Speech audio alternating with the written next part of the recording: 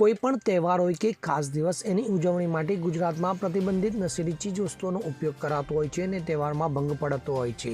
ત્યારે આવા અસામાજિક તત્વોને ઝડપી લેવા માટે પોલીસ પણ સતર્ક બનતી હોય છે। ત્યારે અરવલ્લી પોલીસ દ્વારા 31 ડિસેમ્બરની ઉજવણી લઈને નશીલા પદાર્થ ગુજરાતમાં ન ઘૂસે તે માટે મોડાસા શહેર અને આસપાસ ચુસ્ત બંદોબસ્ત સાથે ચેકિંગ હાથ ધરવામાં આવ્યું હતું।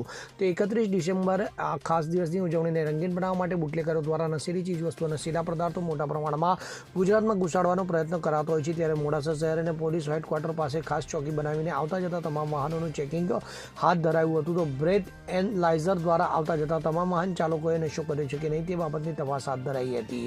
તો છેલ્લા 3 દિવસમાં 150 કરતાં વધુ પીધેલાઓને પોલીસે ઝડપી પાડ્યા છે। ત્યારે જિલ્લા પોલીસે 31ની ઉજવણીને લઈને સતર્ક જોવા મળી આવી હતી।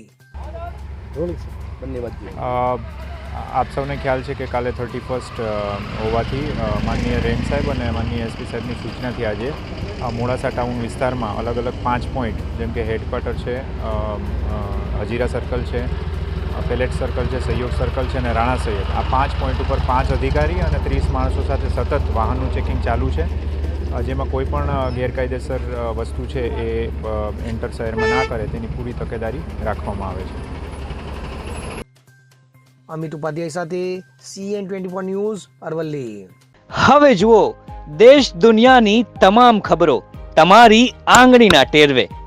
ઉઠાવો મોબાઈલ અને Google Play Store પરથી ડાઉનલોડ કરો અમારી CN24 ન્યૂઝ મોબાઈલ એપ।